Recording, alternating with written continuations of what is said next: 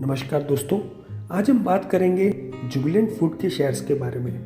हम चर्चा करेंगे कि ये आपके लिए लाभदायी है या फिर नुकसानदायी। प्रेजेंट सिचुएशन को देखकर हम बताएंगे कि ट्रेडर्स के लिए क्या बेस्ट ऑप्शन होंगे। जुबिलेंट फूडवर्क्स के हाल के प्रदर्शन को देखकर उत्साहित होना मुश्किल है, जब पिछले सप्ताह के दौरान इसके स्टॉक में 7.1% की गिरावट आई है। लेकिन अगर आप बारीकी से ध्यान देते हैं तो आप देख सकते हैं कि इसके मजबूत फाइनेंस का मतलब ये हो सकता है कि शेयर लंबी अवधि में संभावित रूप से मूल्य में वृद्धि देख सकता है।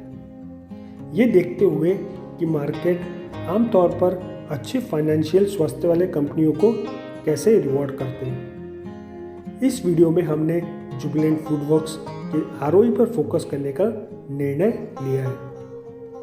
रिटर्न ऑन इक्विटी या आरओई इस बात का परीक्षण है कि कोई कंपनी अपने मूल्य को कितने इफेक्टिवली ढंग से बढ़ा रही है और निवेशकों के पैसों का प्रबंधन कर रही है। दूसरे तरीके से कहें तो ये शेयर धारकों के निवेश को मुनाफे में बदलने में कंपनी की सफलता को प्रकट करता है। तो आरओई की गणना कैसे की जाती है? रिटर्न ऑन इक्विटी का फॉर्मूला है net profit divided by share holders equity.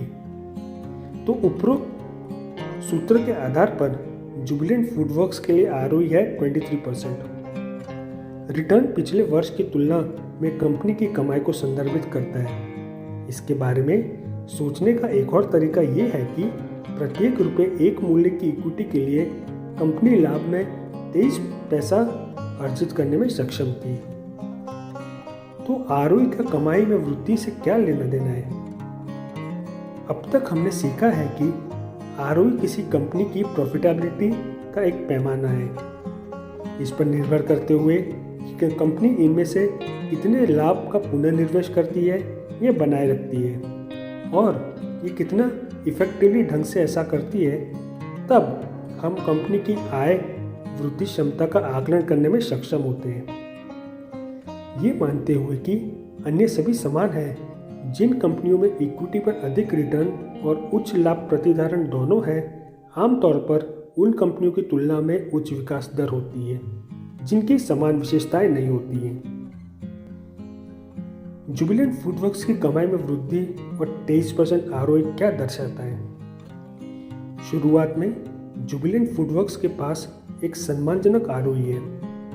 इसके अलावा कंपनी का आरओई इंडस्ट्री के औसत से 10% की तुलना में काफ़ी अनुकूल है। संभवतः इसी के परिणाम स्वरूप जुबिलेंट फूडवर्क्स पिछले 5 वर्षों में 17% की अच्छी वृद्धि देखने में सक्षम है। इसके बाद इंडस्ट्री की नेट इनकम ग्रोथ के साथ तुलना करने पर हमने ये पाया है कि जुबिलेंट फूडवर्क्स द्वारा रिपोर्ट किए गए विकास के आंकड़े इंडस्ट्री के औसत से काफ़ी अनुकूल है, जो इसकी अवधि में 9.1% की गिरावट दर्शाता है। स्टॉक वैल्यूएशन में अर्निंग्स ग्रोथ एक बहुत बड़ा फैक्टर है। निवेशकों को आगे ये निर्धारित करने की आवश्यकता है कि क्या अपेक्षित अर्निंग्स ग्रोथ या इसकी कमी पहले से ही शेयर की कीमत में निर्मित है। ऐसा करने से उन्हें ये स्थापित करने में मदद मिलेगी कि स्टॉक का भविष्य आशाजनक है या नहीं। यदि आप जुबिलेंट फूडवर्क्स के मूल्यांकन के बारे में सोच रहे हैं तो इसकी उद्योग की तुलना में इसकी मूल्य से आय की जांच करनी चाहिए। क्या जुबिलेंट फूडवर्क्स अपने प्रॉफिट्स का कुशल उपयोग कर रही है? जुबिलेंट फूडवर्क्स के मामलों में इसकी सम्मानजनक अर्निंग ग्रोथ को इसके 24% के 3 ईयर मीडियन पे आउट रेशियो या फिर रिटेंशन रेशियो 76% जो बताता है कि कंपनी अपने लाभ का अधिकांश हिस्सा अपने विकास के लिए निवेश कर रही है। इसके अलावा जुबिलेंट फूडवर्क्स अपने मुनाफे को शेयर धारकों के साथ साझा करने के लिए दृढ़ संकल्पित है। आंकड़ों का अध्ययन करने पर हमने पाया है कि कंपनी को अगले 3 वर्षों में अपने मुनाफे का लगभग 25% भुगतान करने की उम्मीद है।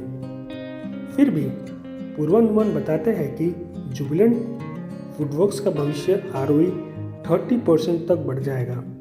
हालांकि कंपनी के भुगतान पे आउट रेशियो में ज़्यादा बदलाव की उम्मीद नहीं है। तो हम क्या निष्कर्ष निकाल सकते हैं? कुछ मिलाकर हमें लगता है कि जुबिलेंट फूडवर्क्स का प्रदर्शन काफ़ी अच्छा रहा है। विशेष रूप से ये देखकर बहुत अच्छा लगा कि कंपनी अपने व्यवसाय में भारी निवेश कर रही है और उच्च प्रतिलाभ दर के साथ, जिसके परिणाम स्वरूप इसकी इनकम में उल्लेखनीय वृद्धि हुई है। ऐसा होने पर एक्सपर्ट्स पूर्वानुमान बताते हैं कि कंपनी अपनी कमाई में विस्तार देखती रहेगी। धन्यवाद।